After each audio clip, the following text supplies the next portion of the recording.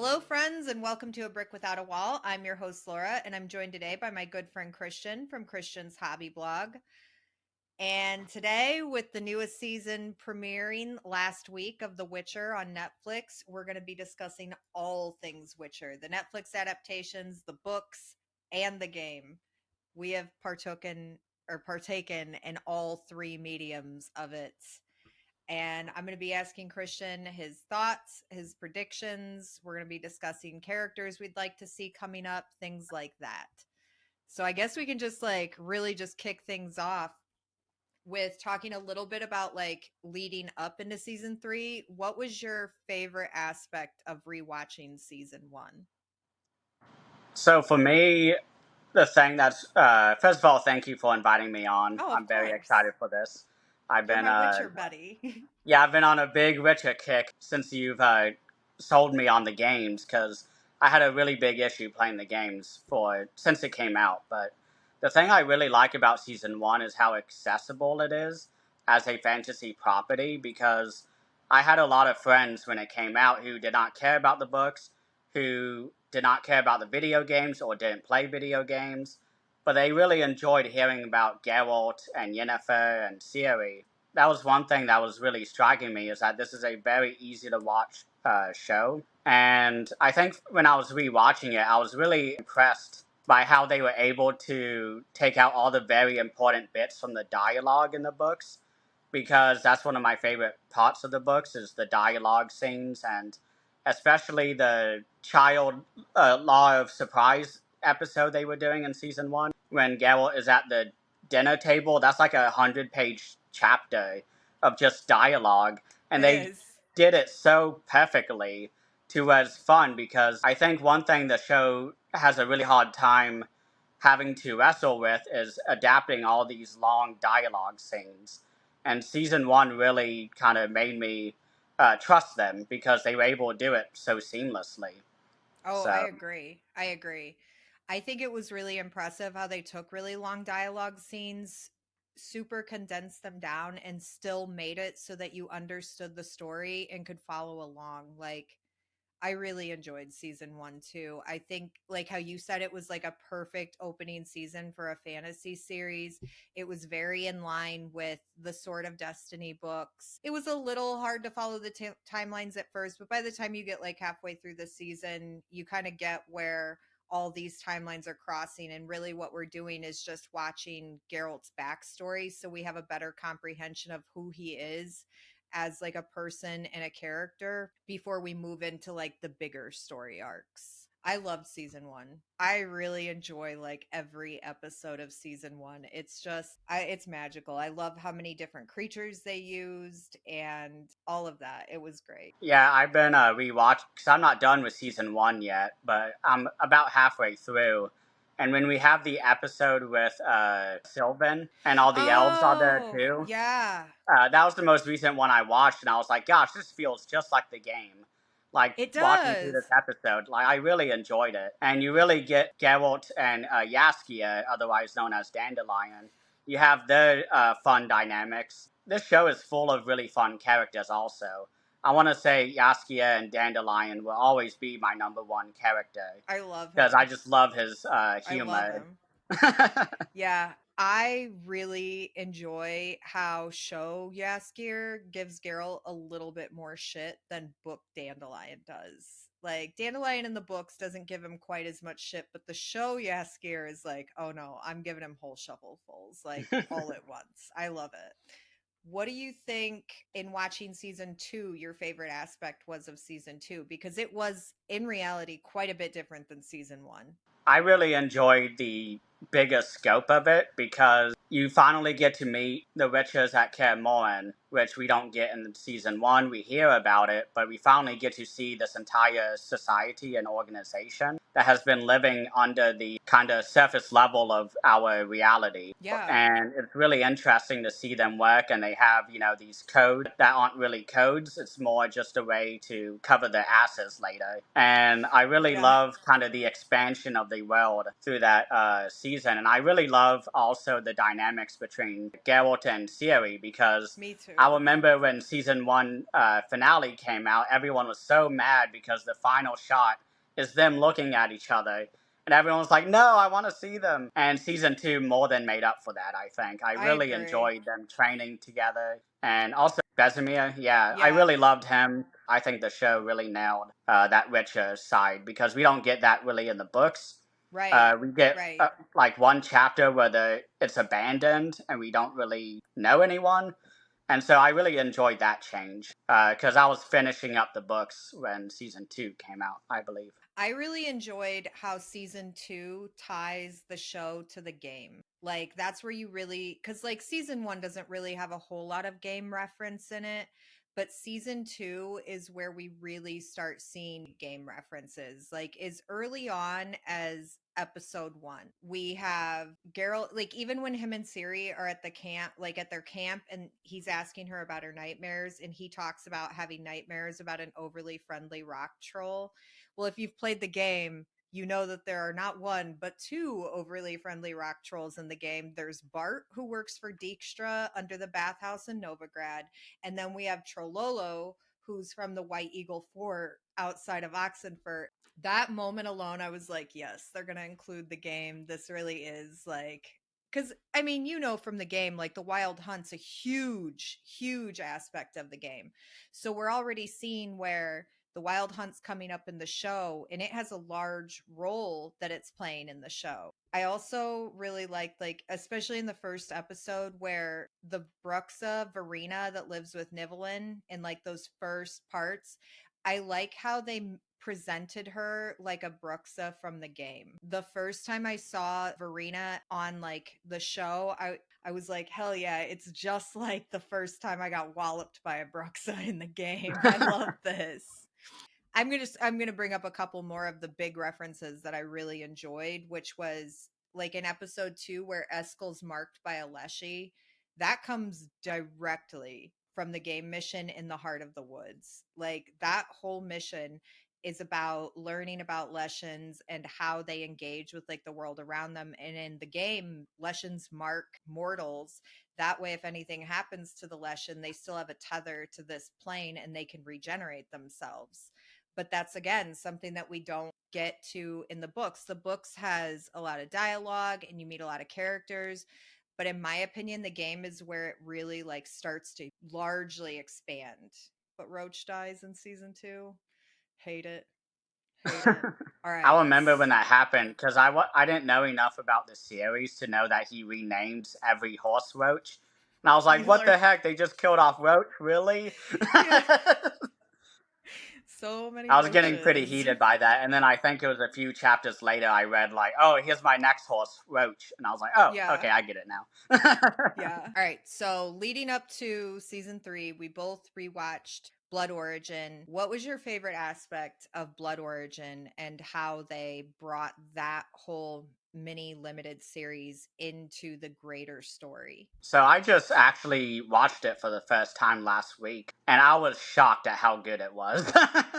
I absolutely loved that show. It explained everything that I needed to know from the end of season two, because I had no idea what was going on with Ciri and how she was summoning these monsters. I wasn't sure what that portal was that she had done and brought in like extra creatures from extra dimensions. It's really weird. And this show just explains all of that. And I think this is sort of like a book. It reminds me of like Brandon Sanderson and his novellas that he does in between Stormlight Archive. But it's like, yeah, you could watch it, you could not. It doesn't really matter. But if you do, it's going to help you a lot. And I Yeah. absolutely loved this show. And I love the framing of the story as well, because we start with Yaskio walking through the woods. He's walking with an elf woman who is like, hey, you need to learn this song about the elves and the history, because this is going to be very important for Ciri. And he's like, fine. You better pay me. Like, just tell me everything. And she's like, "Get your pen and paper out. I'm about to start." And we start, right into the action with our main characters. And it's very Seven Samurai, which is one of my favorite movies ever by Akira Kurosawa's 1954. It's the same exact story. A group of people are being raided by bandits in like 1600s Japan, and they decide to put in the rest of the money into hiring 7 people. And so one by one, they slowly recruit them, and that's my favorite part of that movie is them recruiting everyone. And it's great to see it in the Witcher setting because it's just like, wow, I get to experience one of my favorite stories in the Witcher context. And I love the actors in this show. So we have Michelle Yeoh playing Skian, and she's amazing in the show. I mean, she's Oh great in yeah. everything she's in. And we also have one of my favorite characters, played by Francesca Meldoff, who is the dwarf, like battle fighter who has an amazing hammer. And that episode where she explains where this hammer came from, I mean, I was tearing up. It was great. I love sort of those character moments, but the way that it connects to the main show is perfect, and that's why I'm telling everybody now. Please go watch it. It explains everything. It's a great story. It's like a 4-hour movie because I watched it all from beginning to end in one night, and it was awesome. I recommend I everyone watch it if you haven't. I loved Blood Origin. I know it's not a part of any current like material that has already existed, but I love the way that they created a story in order to bring everybody, like all of the viewers who watch it, up to speed on how time travel works through the monoliths, and understanding that not only is travel between dimensions and monoliths possible, but that it's also possible to break the constructs of time and space. So it opens us up to understanding the Lady of the Worlds idea that Ciri's going to eventually, grow into. But I love the story that they gave it, how they tied it into helping the elves and how they tied it into the first Witchers. Oh man, I love the characters too. Like you were talking about, like Maldorf and her vengeful hammer Gwen, and Skian and the Lark. Oh, I love Ayla the Lark. She's an incredible lead. And then we also have like young Itheline, who gives the prophecy that pretty much the whole storyline is wrapped around.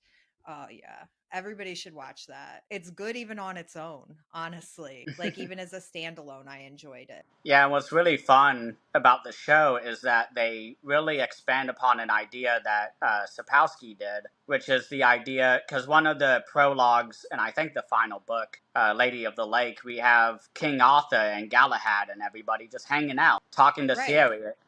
And that was one of my favorite prologues, and I was shocked that nobody liked that. And I understand now, because now that I've seen the show, I'm like, Sapkowski should have written this much material on it and really expanded it. But the show, Yeah. they did that, and it was like, oh, like this makes sense. I love this now. It was So fantastic. I love that the show expanded on it. And honestly, like I love the way that Netflix has tried to expand out the Witcher series. Like I've watched the animated movie that's on there that focuses on Vesemir's backstory.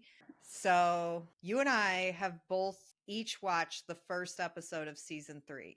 What are your thoughts about it so far? I really loved it. It was a lot better as I thought it would be because I haven't rewatched it in a while, and you kind of get swept up in the negativity of the press because Right. Henry Cavill is not coming back, and there is a bit of a deep sadness when I'm watching him on screen. It's sort of like Definitely. when it was announced that Bonnie Harris was not going to come back as Matt Cawthon. It was exactly the same feeling I had, except a lot deeper because with Wheel of Time, that was season one. You don't really, you don't have to get as invested into his actor. But with Henry Cavill, that's kind of the big dark cloud, hanging above us the entire time. And I love Right. all of the interactions between him and Ciri and Yennefer. I love how the traveling between all the different kind of hideout areas that they have. We meet one of my favorite book people, and that was Yoppen. I really enjoy him in the books. He's really funny. He always has like a really great line for Geralt where, Geralt is being all broody or whatever. And he's like, oh, shut up, you stupid idiot. And like he does that in this episode as well. Geralt kind of snaps at him and says, hey, be subtle. Because he's just like, who, y'all y'all are fucking again. Ciri is like, just looking around, ignoring it. I really enjoy this season already. I've been having to fight myself not to continue. I agree. We both know because we talk about The Witcher a lot because we both have been actively playing the game. I was interested in how this season would go because it's like you said, there's a dark cloud over it with Henry Cavill's leaving. The show is going to have a new lead. It's hard to change characters to begin with, but to change a lead is a difficult move. So there is like this sadness over it, but I actually really enjoyed this first episode, especially like when they go to Beltane. That scene was I loved it.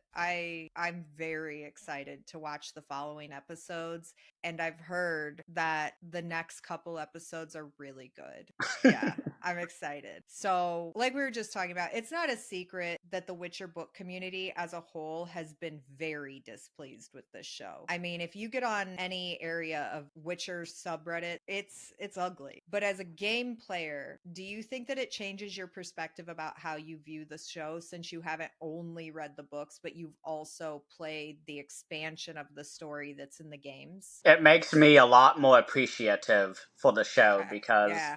I love the books, but I didn't really have the visual part because I don't really imagine things unless it's very vibrant to me. Right. And the thing that really helps is that I finished Lady of the Lake, was really disappointed by it, but with the reading order that I was doing, I had the final short story collection. I was told this is what's going to end, the series. And I was like, oh, okay, we're gonna get conclusions to all of this after that big disappointing ending. And I read the short stories and I was like, this is like pre-book one. Like, what is this? And so I was very disappointed. And one thing that I've really enjoyed about playing the games is I kind of get a redo and sort of how I get to finish The Witcher in my mind. Because that ending was just so disappointing to me. And I have a video on my own channel, like the moment I finished Season of Storms, where I was just ranting because I was like, I can't believe this. I've been reading these books for 2 years now. And I've always ignored the games because there's a big hurdle in the beginning. We were kind of just chatting and you were like,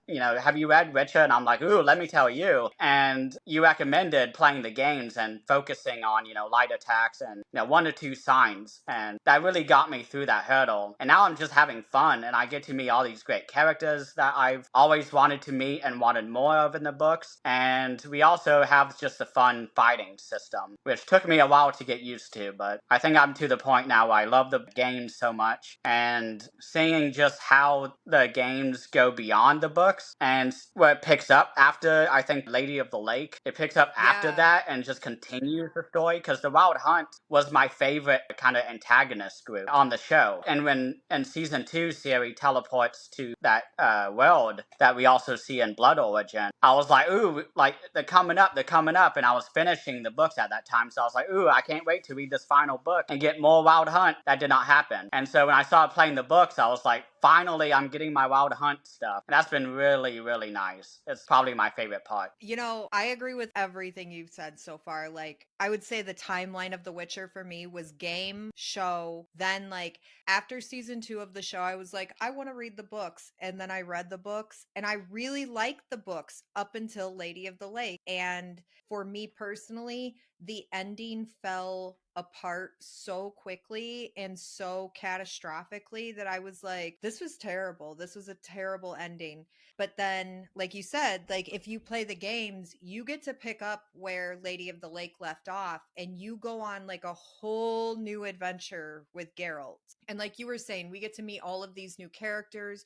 We get much more like world exploration. You learn so much more about the history and the culture of this, like, this world and universe within The Witcher. But the game has some of my favorite mission story arcs ever. Like, it has the most delightful mini stories within The Witcher. I love it so much. But I also agree that I think that it like softens my view of the show. It makes the show really enjoyable because, as you and I are seeing, they're blending the books and the game into one story in order to produce the show. One thing that I really love about the games is that as I play it and as we talk, I'm seeing a lot more references. Like the day that you were rewatching the first episode and saw the rock troll nightmare, earlier that day I had just done that quest. So when you texted me, you were like, hey, by the way, he's talking about Trollolo. And I'm like, I just played that. Like, and it was just blowing my mind every time there's like a connection like that. So this I game love the is getting a passive lot. connections. Yeah, this game is giving me so much like payoff, and I'm just enjoying it. And it's a big game too. Like you were saying, you haven't finished the game yet. I'm on my second replay where I'm doing a much more complete playthrough, and I have found so much new stuff that I didn't see the first time I played it. I love it. I love the game. It's so fun. But as someone who's, like we were saying, you've played the games, you've read the books, you've watched both adaptations. How do you feel about how the show presents the story itself? I really like it. I mean, we haven't. I mean, the show's not done yet, so I can't really say if it's doing everything I want it to in terms of payoff. But I really enjoy how they are blending everything together because you have kind of the skeleton of season one being the short stories, but they're bringing in the game, a little bit of the games, and also bringing in a lot of the books and sort of also the little moments from the later books. Because, I mean, we have an entire arc with the Nilfgaardian, Cahir, I believe his name is. We have a whole arc with him, and we don't see that in the books. We see him a lot in the books, after the short stories. And also Ciri, she's barely involved in the short stories until, I think, the Blood of Elves, so book one of the main series. And it's really nice that they're bringing all of that in because I don't want a one-to-one adaptation of the books because that would be absolutely boring for me. And it's not, Right. I want to be surprised. I want to enjoy a Yeah. show, and not, be sitting there with my book in hand like, is it, did they get a dialogue right? If my brain is able to pick up on the fact that they're doing the books, but also bringing in other stuff, like I'm happy. And Me I really too. enjoy, yeah, I also love the kind of, I guess, tapestry where you have all these different threads and plot lines coming together and just weaving together so well. And you also still have the fun kind of monster hunting that everyone loves from the games because when I was reading the books, I was surprised, outside of the short stories, how little Geralt hunts monsters. He's just chasing after Ciri all through the books, and when he gets there, he fails at that, and so that's why it's so disappointing, the ending of the books. But the way that they do all of that is just so perfect, in my opinion. And I refrain from saying perfect because we don't know how everything will tie Right. together, and we can't look at it objectively. But so far, it's pretty awesome how they're doing it. So you and I have looked at casting list for season 3. So we have an idea based on our knowledge of what's going to happen. Were there any characters on the casting list that stood out to you that you were excited to see come into the show? Yes, there were. So one of them is Kira Metz, who I had met shortly after getting that casting list. And Kira Metz is in the game a lot. And Yeah. I finished her story where she's looking for the lab notes. That whole story around the abandoned, haunted god tower. And when we got that casting, I was like, ooh, like I hope we get to see a little bit more of that, of the really creepy side of the convent. The Conclave of Mages. Conclave, yeah. I really hope we get more of that because who we have right now are great, but we have a lot more that we can draw upon. So seeing Kira Metz and seeing that she got casted was so exciting for me. And that was sort of the main one. It looks to me from that casting list like we're definitely going to see the mage coup on Thaned Island. We're going to see the Conclave of Mages be formed. And I was excited to see that we're going to be going back into the books because the show's been jumping around in the books. Like, first we're in the Sword of Destiny, then we're like out in Lady of the Lake, then we're just kind of shifting around in the game for a little bit, then we're back in the story. And now we're going all the way back again. Because Time of Contempt is the main one they're doing. Yeah, Time of Contempt. So we're going back to book 2, but we're going to have aspects from like other books, it looks like, too. You know who I would like to see from the books? I'd like to see Bonhart in the Ooh, show. yeah. I was kind of disappointed to see that all of the rats have been casted, but I didn't see a casting for Bonhart. Ooh. Who would you like to see from the books? So they got casted, and you mentioned them, but the rats. I'm very excited for that plot line. I know it's very dark in the books, and it's all from Ciri's perspective, but I'm a character focused reader. I love Yeah. character development, and I love seeing the evolution of our characters, and that is such a foundational just arc for Ciri. And the fact that we're getting that shows that they're not afraid to do the darker parts from the book, and that gets me excited because I want to see it done better. Because I think it just got repetitive in the books, and it's not fun to read. And with the show, they can keep that a little bit, but do it in a much more introspective way, give a contemporary analysis and look at it. So I'm really excited for the rats because they're just really despicable. And you also get Ciri kind of surrendering herself to those urges that she's seen Geralt do, where he just mows down people. And Ciri, gets fussed at when she tries to harness that energy when she's training with Vesemir and Geralt in season 2. They're kind of like, hey, you gotta control your emotions. You can't just, be a killing machine because that's going to look really poorly on us. So I'm just really hoping that they really build upon that and make it just a really effective storyline. Yeah, And also Regis. I really want to see Regis. Everybody wants to see Regis. That's the most obvious answer for everything. Books, game, anything. Who do you want to see? I want to see Regis, obviously. Like, Regis being in the game was a win. It was a whole win. I haven't met him yet. I can't wait. I love Regis. He is one of my favorite book characters outside of like the big main characters. Because I mean, really, everybody, you gotta love Geralt and Ciri if you really enjoy this series, and probably Yennefer too. I enjoy Yennefer a lot. Same. But Regis is one of those like secondary tier characters that is just delightful. I love his relationship with Geralt. I love his relationship with the world around him. He's so interesting. He's not your common run of the mill vampire, but he's not, like a Twilight vampire where they make it so whimsical that it kind of takes away from it. I know we're going to see Regis. They wouldn't dare. The show wouldn't dare not include Regis. That would be a travesty. I would never recover. I would riot, honestly. I would so riot. What game characters are you hoping to see in future episodes? So I looked for one that is a deep cut, and I want all of the weird kind of sentient creatures that Geralt meets. Mainly Johnny, who is the godling and crookback bog. Yeah, I want him to be in the show. I want other characters like that. I'm kind of tired of the human. Yeah, we need more of sort of the godlings and other characters like that because it's just fun. I mean, it's fun running into them because they're different. So right, and that's something I hadn't thought about, like all the sentient creatures that Geralt comes across and works with in the games. That would be wonderful. From the game, though, who I want to see the most is Priscilla, Dandelion's bard love interest. I love her. She's the one who sings the Wolven Storm.